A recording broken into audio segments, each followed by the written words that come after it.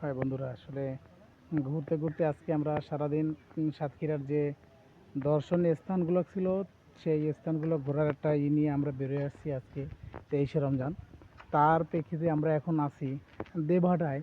সবচেয়ে যে বড় একটা বট গাছ এশিয়ার ভিতরে, সেই দেবহাটা সেই বট গাছের পাশেই আমরা আছি। দেখেন এই পাশে আসলে এই বট গাছটা এমন একটা সমস্যা, এখানে বটগাছের যে গোড়াটা কোথায় আসলে কেউ বলতে পারে না। এখানে আসলে যেখান থেকে শিকড়টা পড়ছে ঠিক সেখানেই তার একটা অস্তিত্ব তৈরি করছে। এই যে এখানে পুরো জায়গাটা 5 বিঘার উপরে জায়গাটা নিয়ে এসে তার বিস্তীর জায়গা নিয়ে এসে দাঁড়িয়ে আছে কালের সাক্ষী হয়ে।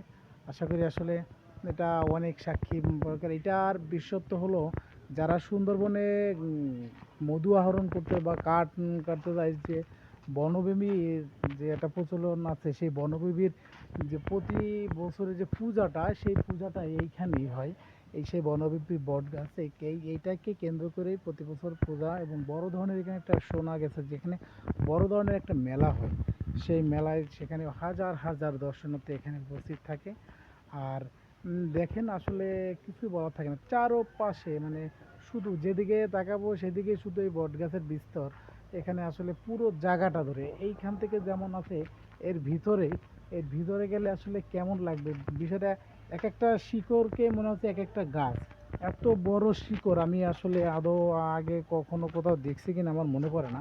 কিন্তু আসলে এটা আসলে সৃষ্টিকর্তা আল্লাহ তাআলা একটা লীলা খেলা। আল্লাহ তাআলা দেখিয়ে দেয় যে আসলে একটা গাছকে বাঁচিয়ে রাখার জন্য মূলটা দরকার নেই, আমি যেভাবে হোক তাকে বাঁচিয়ে রাখতে হয়। দেখেন শ শ শিকড়, ভিতরে শিকড় আর শিকড়। সেই সুন্দর একটা পরিবেশ।